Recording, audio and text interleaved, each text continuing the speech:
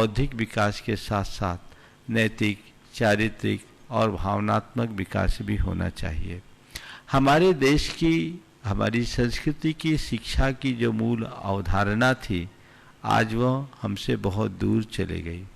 हमारे यहाँ शिक्षा का मतलब होता था सीख, अर्थात कला और गुणों में निपुणता प्राप्त करना और अपना अध्ययन पूर्ण करने के बाद आत्मनिर्भर जीवन जीना। वर्तमान की जो शिक्षा पद्धति है वह इस सब बात को उजागर कर रही है। जब हम लोग सुनते हैं कि एक प्यून के लिए कहीं नौकरी का अवसर आता है तो उसके लिए पीएचडी होल्डर भी अप्लाई कर देता है। ये इससे बड़ा शिक्षा का उपहास और क्या होगा। पीएचडी कर लेने के बाद भी एक अदद नौकरी के लिए जो परेशान हो रहा है, वो संपूर्ण शिक्षा की प्रणाली पर एक बड़ा प्रश्न उठाता है। आप सबको ये अच्छे से पता होगा कि एक समय में पूरे भारतवर्ष में लाखों की संख्या में गुरुकुल संचालित थे और उस समय दक्षिण भारत में 100% और उत्तर भारत में 97% लोग साक्षर होते थे। उस समय कोई बेरोजगार नहीं होता था, कोई भिखारी नहीं होता था, कहीं कोई कमजोर नहीं होता था और सबकी शिक्षा अनिवार्य थी। गुरुकुल प्रणाली से सबकी शिक्षा पूरी की जाती थी, शिक्षा निःशुल्क थी और सभी गुरुकुलों के संचालनों का भार राजकोष से अथवा वहाँ के श्रेष्ठी जनों के उदार सहयोग से पूरा होता था। अंग्रेजों ने हमारी शिक्षा नीति में एक बदलाव किया मैकाले के उद्बोधन के बाद और 1856 में गुरुकुल प्रणाली पर प्रतिबंध लगा दिया गया, उसे अवैध घोषित किया गया और तब से स्कूल शुरू हुए, विद्यालय शुरू हुए। और उसके पीछे उनकी एक ही मानसिकता थी, उन्हें बाबुओं की जरूरत थी, तो पढ़ा लिखा कर हम लोगों को बाबू बना दें और अपना काम चलाएं। और आज भी वही हो रहा है। हर कोई उच्च शिक्षा संपन्न होने के उपरांत भी शिक्षा के मूलभूत लाभ से वंचित है। आज हमारी परंपरागत जो कलाएं थी, हमारे गुण थे, वे दिनों दिन छिन्न भिन्न हो रहे हैं। तो इस दिशा में परिवर्तन होना चाहिए और नई शिक्षा नीति में हमें पुरानी अवधारणाओं को और समाविष्ट करना चाहिए।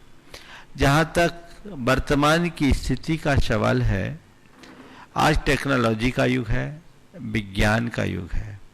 मैं टेक्नोलॉजी और विज्ञान की उपयोगिता को कभी नकार नहीं सकता, उसकी अपनी उपयोगिता है।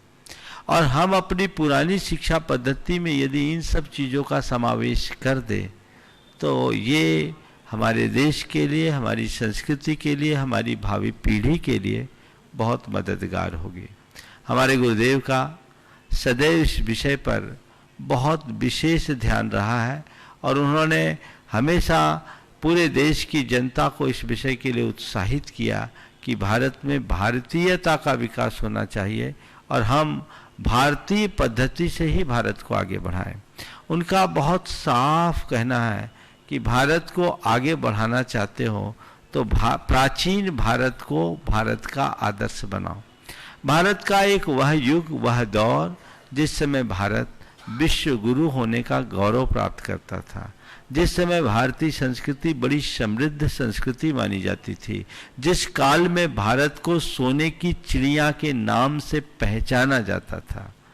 अनेक विदेशी आक्रांताओं और साथ में अंग्रेजी हुकूमत के लंबे शासन के बाद धीरे धीरे हमारे संस्कृति का वह तत्व छिन्न भिन्न हो गया और अब धीरे धीरे हमारी सांस्कृतिक निष्ठा भी शिथिल होने लगी है। हमें उसे पुनर्जागृत करना चाहिए और उस दिशा में कोई सार्थक प्रयास करना चाहिए। यदि ऐसा प्रयास हो तो वो हम लोगों के लिए, हमारे पूरी की पूरी भारतीय संस्कृति के लिए बहुत अच्छा होगा और आने वाली पीढ़ियों के लिए अच्छा होगा। आप सब इस पर गंभीरता से विचार भी कर रहे होंगे।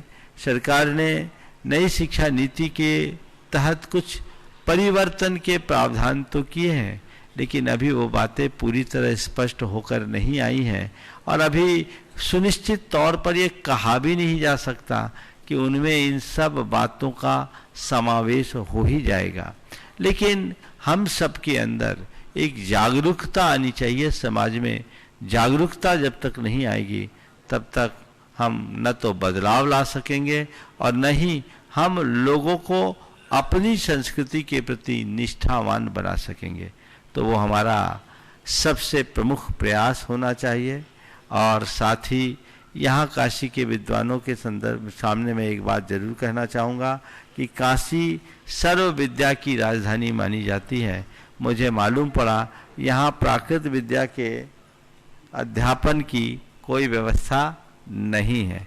सबको मिलजुल करके एक प्रयास ये करना चाहिए, क्योंकि प्राकृत भी भारत की एक बड़ी प्राचीन और मौलिक भाषा है, भारत को एक नई पहचान देने वाली है। यदि उस दिशा में आप सब कुछ सार्थक पहल करेंगे तो बहुत अच्छा परिणाम आएगा। अधिक विस्तार से तो मैं कुछ अपेक्षा नहीं रखता, क्योंकि आप सब लोग इस विषय से पूरी तरह परिचित हैं और इस दिशा में कुछ काम भी कर रहे होंगे। लेकिन हमें इसे और गति देना है, एक अभियान बनाना चाहिए जिससे लोग इसे जुड़े और सही दिशा में आगे बढ़ सके। मैं अपनी वाणी को विराम दूंगा। आचार्य महाराज ने इस दिशा में निरंतर प्रेरणा दी है। वे स्वरोजगार, स्वदेशी, स्वावलंबन, स्वभाषा को आगे बढ़ाने की प्रेरणा देते हुए भारत की शिक्षा नीति की आमूल समीक्षा की बात की है। वर्तमान में शिक्षा नीति के बदलाव में आचार्य महाराज का उल्लेख भी किया गया है। ये एक बहुत अच्छी बात है, ये उनके दूरदर्शी सोच का एक परिणाम है। यद्यपि ये कार्य शिक्षाविद कर रहे हैं, पर संतों के द्वारा इस तरह की प्रेरणा मिलना एक बहुत ही सकारात्मक पहल मानी जाती है और इससे समाज में एक बहुत बड़ा बदलाव घटित हो सकता है। तो ऐसी ही दिशा और दृष्टि आप सबकी बने। आप सब यहाँ आज उपस्थित हुए हैं। हाँ,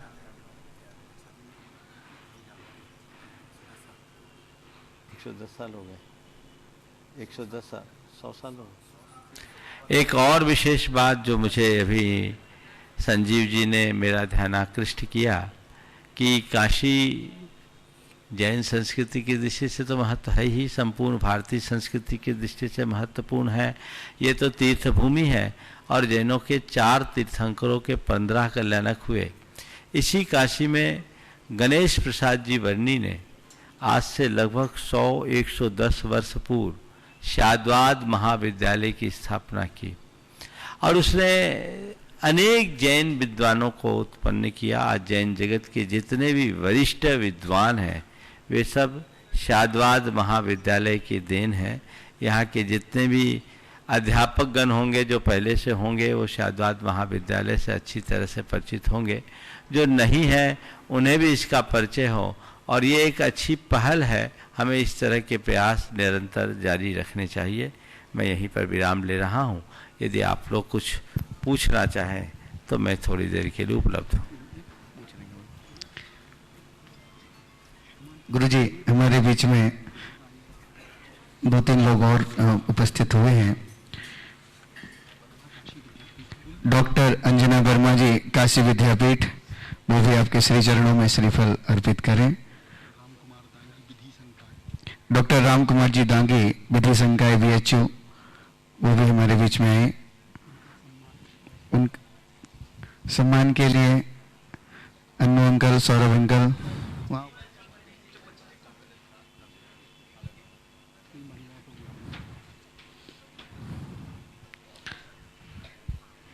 ठीक है।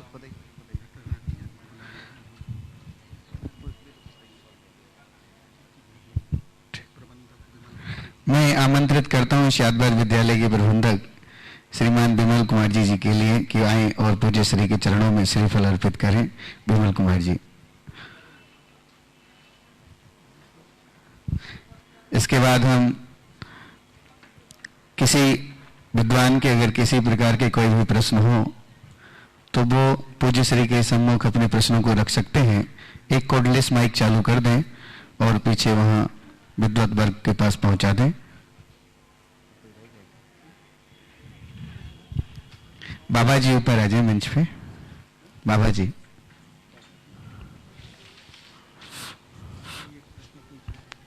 हाँ, बस।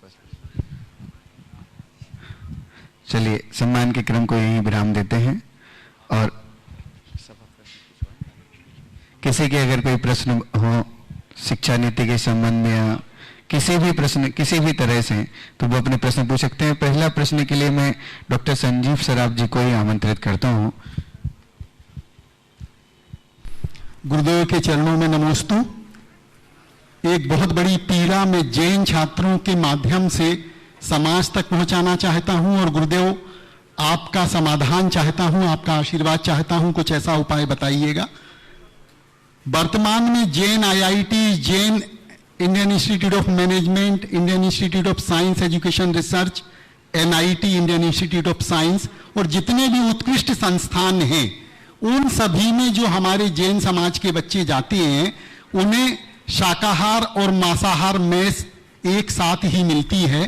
मजबूरन, पहले तो मैं खुद साक्षी हूं, बनारस हिंदू विश्वविद्यालय में 15 साल से कार्यरत हूं। लोग आते हैं तो ये कहते हैं कि हम उस मेस में देख भी नहीं सकते, खा भी नहीं सकते, परंतु दुर्भाग्य ये है कि धीरे धीरे वो उन मेसों में ना सिर्फ खाने भी लगते हैं वरन अंडे इत्यादि का सेवन भी करने लगते हैं। जो आपकी पीड़ा है, गुणायतन ट्रस्ट के माध्यम से आप वैज्ञानिक तरीके से जो समाधान देते हैं, ऐसे में क्या किया जाए? क्योंकि हम लोगों ने प्रयास किया है शासन लेवल पर, क्या अच्छा हो यदि समाज, जैसा कि आपकी प्रेरणा से जो हमें मालूम हुआ है, विभिन्न नगरों में जैन हॉस्टल्स के निर्माण की एक योजना है, वह सचमुच यदि हम जैन संस्कार अपने बच्चों को दे पाएंगे तो यह धर्म आगे जाएगा। आपने अपनी एक पीड़ा और व्यक्त की जो प्राकृत विद्या है।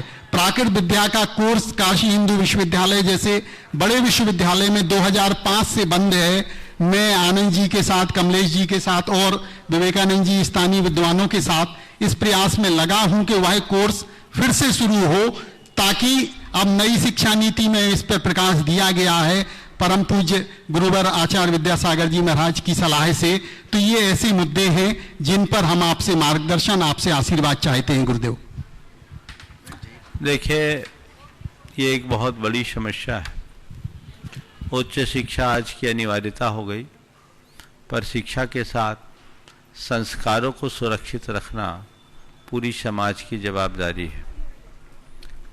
जो बच्चे बहुत जागरूक होते हैं वो अपने अनुरूप वातावरण बना लेते हैं।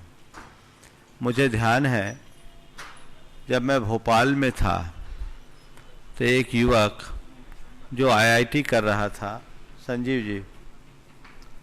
जी, संभवतः वह आपके बीएचयू से ही था। उसने मुझे एक बात बताई थी कि उसने शाकाहारी मैस बना लिया। ये सही है? हाँ, वो भोपाल का युवक था और उसमें वे हमेशा फेस्टिवल भी करते हैं और लोग बहुत उत्साह के साथ उसे आगे बढ़ा रहे हैं और उसमें सभी शाकाहारी समुदाय के लोग बढ़ रहे हैं। तो ये बात केवल जैनियों के लिए नहीं, तमाम शाकाहारी समुदाय से संबंध रखने वाले लोगों के लिए है। तो पहला प्रयास तो हमें ये करना चाहिए कि छात्रों और उनके अभिभावकों में जागरूकता हो और वे अपनी जागरूकता के बदौलत सभी संस्थानों के प्रबंधकों को इस तरह की व्यवस्था करने के लिए बाध्य करें। इसके साथ ही साथ समाज में इस तरह के स्थान हमें बनाने चाहिए जिसमें ऐसे संस्थानों में पढ़ रहे युवक युवती शिक्षा और संस्कार दोनों को सुरक्षित रख सके। आपने जो अभी बात कही, अभी फिलहाल ऐसा कोई क्रियान्वयन नहीं है, विचार और भाव है। संजीव जी सुन लीजिए, नहीं तो आप घोषित कह दीजिएगा कि महाराज जी ने कह दिया है।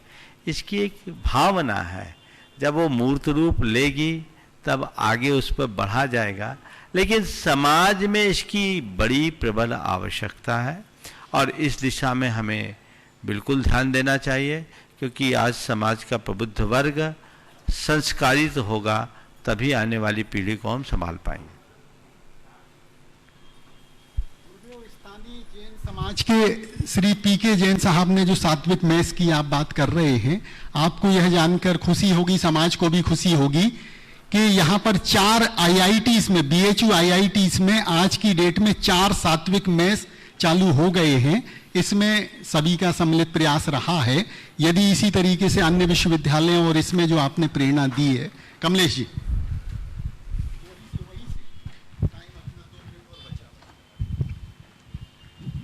पूज्य श्री, एक आचार्य अमित गति ने एक श्लोक लिखा है, स्वयं कृतम कर्म यदात्मना पुरा फलम तदीयम लभते शुभाशुभम परेण दत्ते यदि लभ्यते स्फुटम स्वयं कृतम कर्म निरर्थकम तदा। ये बहुत बड़ा प्रश्न है कि जो व्यक्ति जैसा कर्म करता है उसका वैसा फल उसे प्राप्त होता है, शुभ करे तो शुभ, अशुभ करे तो अशुभ। लेकिन यदि उस फल को किसी दूसरे के द्वारा दिया जाए तो स्वयं का जो कर्म है वो निरर्थक हो जाता।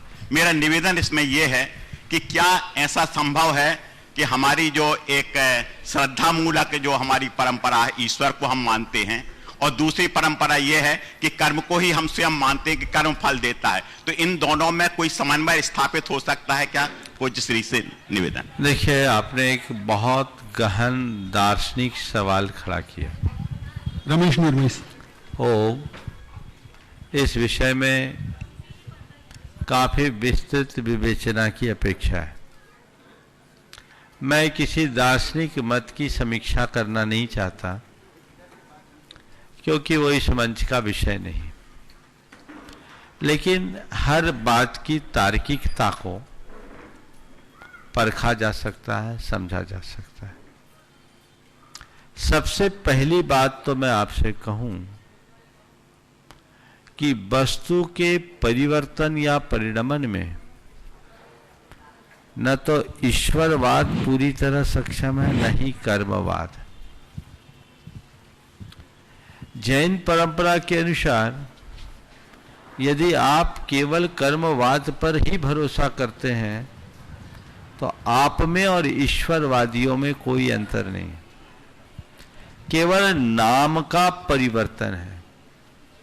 आचार्य कुंद ने स्पष्ट शब्दों में कहा, लोगस कत्ता विन्नु समनानम पुनो कम्मोति। फिर तुमने नाम बदल दिया, काम तो वही है। जो ईश्वरवादी है वो कहते हैं विधि का विधान ईश्वर के द्वारा संचालित है, और तुमने कह दिया कि विधि का विधान कर्म से संचालित है। कर्म विधि के विधान में एक महत्वपूर्ण भूमिका रखता है, पर कर्म ही सब कुछ नहीं है। हमें कालवाद, दैववाद, कर्मवाद, स्वभाववाद, इन सब पर विचार करना चाहिए। हर वस्तु स्वभावतः परिणमनशील है और उसके परिणमन में अनेक निमित्त काम करते हैं। एक द्रव्य दूसरे द्रव्य के परिणमन या परिवर्तन में निमित्त हो सकता है, कर्ता नहीं होता। कर्म भी हमारे परिणमनों का कर्ता नहीं है, कर्म केवल निमित्त है। मेरे भीतर क्रोध का उदय आ रहा है और मैं क्रोधी हूं, ये कोई जरूरी नहीं है। कर्म मुझे क्रोधी बनाता है, पर कर्म में इतनी ताकत नहीं कि वो हर पल मुझे क्रोधी ही बना रखे। कर्म मुझे क्रोधी बनाता है कब? जब मैं उससे प्रभावित होकर के क्रोध रूप परिणमन करता हूं तब। यदि कर्म के उदय में मैं अपने आप को स्थिर रखूं तो कर्म मेरा कुछ भी नहीं कर सकता। उसे झड़ने के लिए बाध्य होना पड़ता है। इस दार्शनिकता को समझने की जरूरत है। तो कर्म क्या हुआ? कर्म ने मुझे क्रोध दिलाया, क्रोधी बनाया नहीं, वो केवल निमित्त बना। मैंने खुद क्रोध रूप परिणमन किया जो मेरा विभाव था। यदि मैं स्वभाव का आश्रय ले लूं अपने ज्ञान को स्थिर रखूं, तो कर्म का कैसा भी चक्र आए वो मेरा कुछ नहीं कर सकता। तो इसे बहुत व्यापकता से समझने की आवश्यकता है। जहां तक ईश्वर के कर्तृत्व का या कर्म के कृतित्व का सवाल है, जो ईश्वर पर विश्वास करते हुए ईश्वर को कर्ता मानते हैं, जैन धर्म हर आत्मा को ईश्वर मानता, अप्पा सो परमप्पा जैन दर्शन का एक मूल उद्घोष है। और वो कहते हैं कि ईश्वर भी कर्ता नहीं है, वह निमित्त है। इसी तरह कर्म भी कर्ता नहीं है, निमित्त है, क्योंकि कर्म अपना फल देने में स्वतंत्र नहीं है। वह द्रव्य, क्षेत्र, काल, भाव के आश्रय से अपना फल देता है। यदि हम कर्म के अनुकूल द्रव्य, क्षेत्र, काल, भाव न रहने दे तो कर्म में ताकत कमजोर हो जाएगी। कर्म के अनुकूल द्रव्य, क्षेत्र, काल, भाव होगा तभी कर्म अपना काम करेगा। समझ गए? इस बात को अध्यात्म के ग्रंथों में अन्यत्र भी कहा गया है। मैं भागवत का एक प्रसंग बताता हूं। भागवत में जब इंद्र ने गोवर्धन को डुबाना चाहा वर्षा करके कोप से, और इंद्र की शांति के लिए सारे ब्रजवासी दूध डालने लगे, उस समय श्री कृष्ण का जो उपदेश है बहुत पठनीय है। ऐसा लगता है जैसे कोई नास्तिक बोल रहा है। उन्होंने कहा इंद्र कुछ नहीं है, ये दूध डालने की कोई जरूरत नहीं है, ये सब वेस्टेज है। उस संदर्भ में एक श्लोक है जो उन्होंने कर्मवाद के समर्थन में दिया है। कर्मणेव जायते जंतु कर्मणेव म्रियते, सुखम दुखम भयम क्रोधम कर्मणेव उपजायते। ये सब कर्म से होगा, इंद्र क्या करेगा? तो ये बात हमें अन्यत्र की भी देखनी चाहिए। इसी संदर्भ में गीता में एक बात आई, न कर्तृत्वम न कर्माणि लोकस्य सजति प्रभो, न कर्म फल संयोग स्वभावस्तु प्रवर्तते। यहां स्वभाववाद की बात कही, और यही बात रामचरित मानस में उल्लिखित होती है। जो जस करहि सो तस फल चाखा, कर्म प्रधान विश्व करी राखा, जो जस करी सो तस फल चाखा। सामान्य रीतिया कर्मवाद भारतीय संस्कृति में पूरी तरह से मान्य है, लेकिन उसकी गहराई को भी समझना चाहिए। एक बार एक प्रोफेसर बहन थी, दर्शन शास्त्र की प्रोफेसर थी। उन्होंने मुझसे एक दिन सवाल किया, बोला महाराज जी मुझे जैनियों की सब बातें अच्छी लगती है, पर एक बात समझ में नहीं आती। बोले क्या? बोले आप ईश्वर को मानते, ईश्वर के कर्तृत्व को क्यों नहीं मानते? आप ईश्वर को मानते हैं, ईश्वर के कर्तृत्व को क्यों नहीं मानते? देखिए ना, ईश्वर ने मुझ पर कितनी बड़ी कृपा की। मेरे पति की दोनों किडनियां खराब हो गई थी, उसने ठीक कर दी। ईश्वर ने मुझ पर कितनी बड़ी कृपा की, मेरे पति की दोनों किडनियां खराब हो गई थी, ईश्वर ने ठीक कर दी। मैंने कहा बहन जी यदि ये बात है तो मुझे आपके ईश्वर पर संदेह है। बहन जी यदि ये बात है तो मुझे आपके ईश्वर पर संदेह है। बोले क्या? हमने कहा अगर ईश्वर को किडनी ठीक ही करनी थी तो खराब क्यों की? खराब क्यों की? वो आरोप भी तो उसी पर लगेगा, तो ईश्वर को क्यों घसीटते? फिर उन्होंने कहा महाराज जी फिर आप क्या ईश्वर की उपासना क्यों होती? मैंने कहा आप दर्पण देखती? बोले हाँ देखते हैं। बोले क्यों देखते हैं? बोले इसलिए कि चेहरे में कोई दाग धब्बा ना हो। तो क्या दर्पण आपके चेहरे के दाग धब्बे को साफ कर देता? नहीं नहीं महाराज, दर्पण में देखकर हम अपने दाग धब्बे खुद साफ करते हैं। तो मैंने कहा बस यही हमारा ईश्वर एक दर्पण है जिसमें हम अपने चित्त के दाग धब्बे को देखते हैं और खुद के पुरुषार्थ से साफ करते हैं। तो ईश्वर एक निमित्त है, वो करता नहीं है, करता नहीं। अगर उसे आप कर्ता मानते हो तो अपने सारे कुकृत्य का भी कर्तृत्व उस पर थोपना पड़ेगा। दुनिया में जितने पाप हो रहे भगवान करा रहे क्या? बोलो, ये आरोप आएगा ना, आएगा कि नहीं आएगा? अपनी मान्यताएं हैं, वो अपनी जगह है, लेकिन वस्तु के स्वरूप को हमें समग्रता से समझना चाहिए। नमोस्तु भगवान। मैं बचपन से एक सिद्धांत सुनता आया हूँ। आप लोग तो पूछ ही ले रहे हो, आगंतुक अतिथियों से पूछवा। हाँ, आप लोग तो आगे भी पूछ लोगे। हाँ। जैन धर्म किसका जो माने उसका, एक सिद्धांत सुनते आ रहे हैं।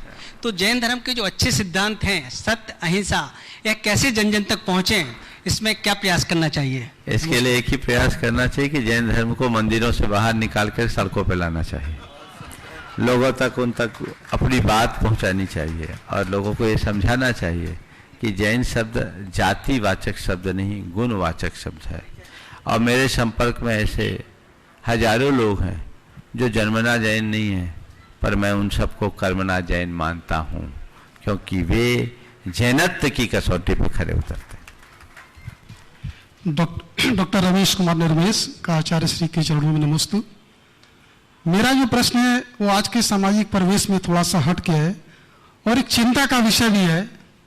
मैं रिसीवर से जानना चाहता हूं कि आज की जो हमारी जैन युवा पीढ़ी है वह स्वतंत्रता के नाम पर स्वच्छंदता को अपनाए चली जा रही है और एक बहुत बड़ी गिरावट हमारे सामने आ रही है, और इसको कैसे रोका जाए, इस दिशा में मैं मुनिवर का मार्गदर्शन चाहता हूं। नमस्ते। देखिए, ये बीमारी किसी एक समुदाय विशेष तक सीमित नहीं है। खड़े रहे आप 2 मिनट। अच्छा, यह बीमारी, कोई दिक्कत, यह बीमारी किसी एक समुदाय विशेष तक सीमित नहीं है, सर्व समाज में है। बल्कि मैं ये कहूं, आज कुएं में ही भांग पड़ी वाली बात है। इसके लिए हमें जरूरत है संस्कारों को जगाने की और संगति को सुधारने की। आज आपको बताऊं, सबसे ज्यादा विकृतियां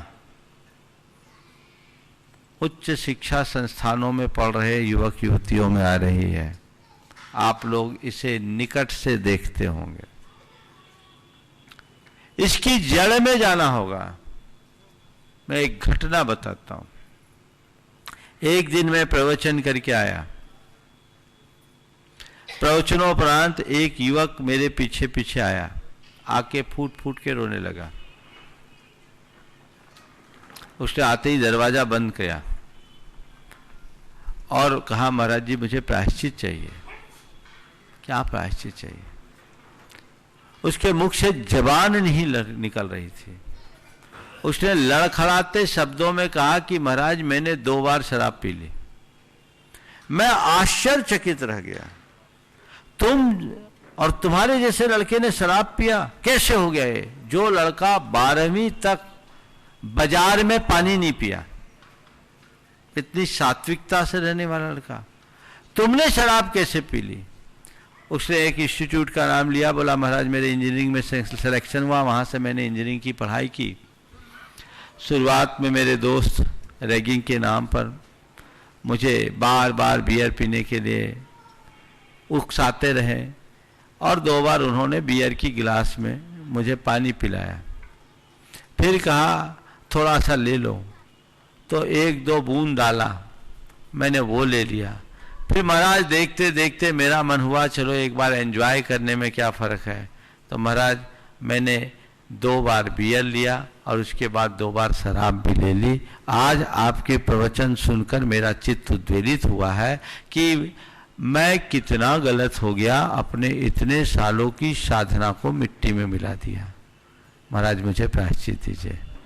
उस बच्चे के संस्कार अच्छे थे तो संभल गया, ज़्यादातर तो बिगड़ते हैं। चाहे युवक हो या युवती, छात्र छात्राओं में, सब में ये बीमारियां हैं। तो हमें इस पूरे परिवेश को बदलना होगा। मैं आप लोगों की सीमाओं से भी अवगत हूं। एक समय था जब हम लोग पढ़ते थे तो कॉलेज में भी अध्यापकों और प्रिंसिपल्स का एक रुतबा होता था। अब पूरा माहौल बदल गया है। इस पर बहुत गंभीर चिंता का विषय है, इस पर ध्यान देना चाहिए, अन्यथा हमारी आने वाली पीढ़ी को बर्बाद होने से कोई नहीं बचा सकता।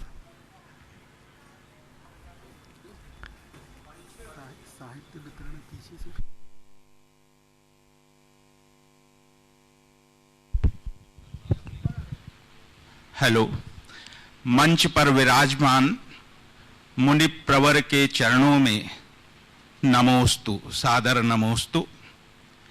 आज जब हम देखते हैं तो परिवारों में आपसी कलह बहुत ज्यादा है। महाराज श्री से निवेदन करता हूं कि अनेकांतवाद जैसा सिद्धांत जैन धर्म में है और उसकी कलह शमन में क्या भूमिका हो सकती है। महाराज श्री को आप अपना प्रकाश डालने की कृपा करें। ये प्रकाश तो नहीं डालूंगा, संक्षेप में उत्तर जरूर दूंगा। अनेकांत को आत्मसात कर लो तो कलह कभी होगी। कलह की जड़ ही है। दो शब्द है, ही और भी। हमारे गुरुदेव कहते हैं ही से भी की और ही बढ़े चढ़े चले सब लोग, और 6 के आगे 3 हो विश्व शांति का योग। झगड़ा कब होता है? जब ही की बात आती अपने पर अड़ जाते हैं। और समन्वय कब होता है? जब भी की बात होती है सामने वाले का सत्कार कर लिया जाता है। समझ गए? वो जैन धर्म और दर्शन है क्या? वहाँ किताब है जैन धर्म और दर्शन, इधर से उठा। हाँ ये नीचे, हाँ निकालो ये जैन धर्म और दर्शन। देखिए इस पुस्तक के आवरण पृष्ठ को देखिए। इसमें एक सन्यासी है जिसके पैरों के नीचे ही लिखा है, ऊपर भी लिखा है। इसके दोनों हाथ फैले हैं। ये अलग अलग दृष्टियां हैं, 7 दृष्टियां हैं। समझ गए? ये ही के एकांतिक आग्रह से ऊपर उठकर भी के आकाश का आलिंगन करना, सब दृष्टियों का सत्कार करना ही जैन धर्म और दर्शन है। समझ गए? सारे झगड़े को मिटा देगा। तो ही की जगह हम भी का प्रयोग करना सीखें। मैं ही नहीं तुम भी, यही अनेकांत का सबसे व्यवहारिक रूप है। मुनिश्री के चरणों में सादर प्रणाम। मैं राजेश मिश्र, केंद्रीय उच्च तिब्बती शिक्षा संस्थान सारनाथ से। बड़े ही उद्बोधक आपकी वाणी रही और बहुत सुंदर मुझे लगा यहाँ आकर के। शिक्षा नीति के संबंध में एक छोटा सा प्रश्न ये है कि जैसे संस्कारों का जो उदय होता था, जो आपने गुरुकुल और प्राचीन समाज की बात की, तो उसमें विद्यालय और परिवार से मिल करके होता था। बाजार हम तभी जाते थे जब हमारी ज़रूरत होती थी। आज जैसा कि आपने कहा कि विज्ञान और तकनीकी का उपयोग आवश्यक हो गया है और है भी, उसके बिना हम जी भी नहीं सकते। उसके साथ साथ जो बाजार का जो प्रभाव आया है, जैसे उस बच्चे ने 1-1, 2-2 बूंद करके लिया और उसके बाद ले लिया, तो इसको किस तरह से परिवार में और किस तरह से विद्यालयों में तो अब हैंडल होने की संभावना इस परिस्थिति में तो मुझे नहीं लगती। वो तो आप संस्कृति का ही एक वो बनते जा रहे हैं। तो बच्चों में और हमें स्वयं अपने अंदर भी बाजार के इस दबाव से किस तरह से हम अपने संस्कारों को बचाएं, इस पर एक छोटी सी दृष्टि आपकी मैं चाहूँ। ये बाजार की तरफ आकर्षण, खड़े रहे 2 मिनट, उपभोक्तावाद की देन है। और इस उपभोक्तावाद के बढ़े हुए प्रभाव को हम केवल और केवल अध्यात्मवाद से ही दूर कर सकते हैं। बच्चे के हृदय में अध्यात्म की ज्योत जग जाए तो ये बाजार हमारा कुछ नहीं करेगा। हम बाजार का उपयोग करेंगे, लाभ लेंगे, पर हमारी वृत्ति बाजारू नहीं बनेगी। वहां हमें संभलना होगा। कंज्यूमरिज्म आज पूरे विश्व के लिए एक चुनौती बन गई। हमें उसे सुधारना है, उसके प्रति सजग रहना है। बहुत बहुत धन्यवाद चारों विश्वविद्यालय से पधारे हुए हमारे विद्वानों का। मुनीश्री ने हमें 1 घंटे का समय दिया था, हमने ठीक 1 घंटे में 3 मिनट पहले ही यह कार्यक्रम खत्म किया है। हम इसके बाद मुनीश्री के जो भी कार्यक्रम संघ का समाधान है वो चलते रहेंगे। जो चारों विश्वविद्यालय से आज के इस कार्यक्रम में आमंत्रित विद्वान हैं, समय की सीमा को देखते हुए हम उन्हें साहित्य का वितरण कार्यालय से कर देंगे या हमारे कार्यकर्ता उन तक पहुंच। ठीक है, मैं शीघ्रता से आमंत्रित कर रहा हूं तिब्बतन इंस्टीट्यूट विश्वविद्यालय से पधारे डॉक्टर राजेश मिश्रा जी को। हेलो, ये जो साहित्य है ये उसके बाद तैयार रहेंगे प्रोफेसर सुमन जैन जी। पूज्य श्री का स्वयं का कृतित्व है ये पूरा साहित्य। आप इसको पढ़ेंगे, बहुत ही रोचक, अद्भुत और एकदम सत्य साहित्य जैसा ही है। मैं आमंत्रित कर रहा हूं यूजीसी एचआरडीसी के डायरेक्टर प्रोफेसर प्रवेश श्रीवास्तव जी को,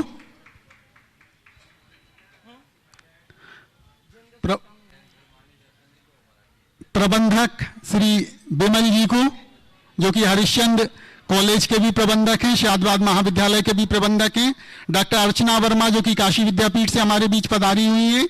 जैन शोध के क्षेत्र में आपका बहुत कार्य है और आप जैन विद्या के बच्चों को भी जैनोलॉजी के फील्ड में प्रेरित कर रही हैं। प्रोफेसर कमलेश जैन हमारे अपने हैं। अर्पिता चटर्जी जो कि प्राचीन भारतीय इतिहास संस्कृति में प्रोफेसर हैं और जैन इतिहास के क्षेत्र में आपका अनुपम योगदान है। ऐसे ही हमारे बीच प्रोफेसर अर्चना शर्मा जी, आप भी प्राचीन भारतीय इतिहास में ही हैं। प्रोफेसर मुकुल राज मेहता जी जो कि दर्शन विभाग के विभाग अध्यक्ष हैं।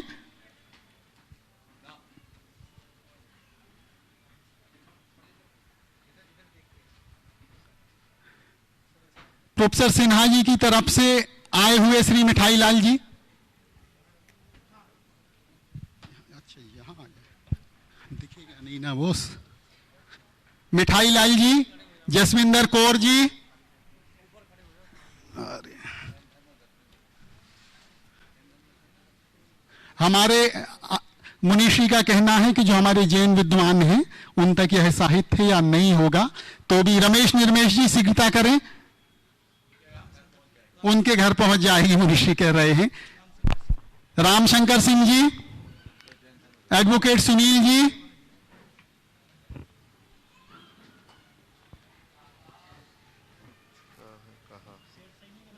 और जो हमारे आमंत्रित विद्वान हों, समय सीमा की तीव्रता के कारण हम जिनको देख नहीं पा रहे हो, कृपया डॉक्टर रामकुमार दांगी जी,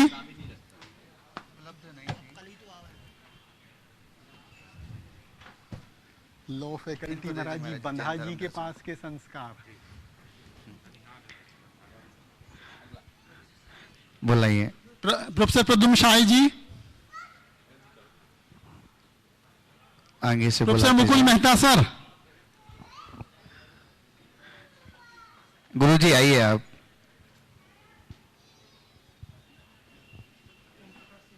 doctor Om Prakash Singh ji, professor Umesh Singh ji, Tibetan institute Sarnath. ये आप सभी का कार्यक्रम है, सभी का मंच है। जो भी आमंत्रित विद्वान मेरी नजरों से छूट रहे हो, कृपया सुमोटो हमें कह सकते हैं। अरे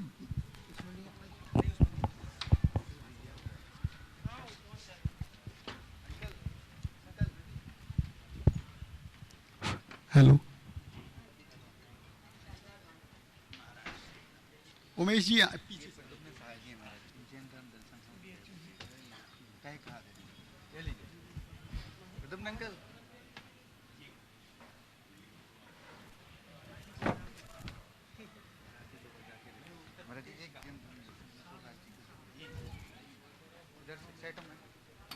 प्रोफेसर प्रवेश भारद्वाज जी के प्रतिनिधि के तौर पे श्री यादव जी पधारे हैं क्या?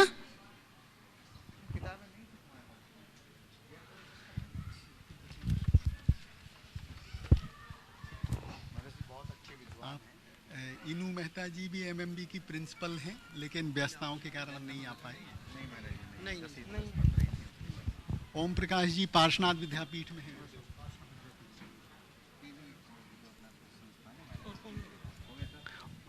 और जो छूट गया हूं, कोई शेष अगर हैं तो वो आ जाए मंच पर। कोई शेष हैं? बहुत बहुत धन्यवाद। पूज्य गुरुदेव की असीम अनुकंपा से ये सत्र बहुत अच्छे तरीके से संपन्न हुआ, सभी विद्वान लाभान्वित हुए। 5 मिनट के अवकाश के उपरांत आपका लोकप्रिय कार्यक्रम संघ का संविधान, जिनके से आप बहुत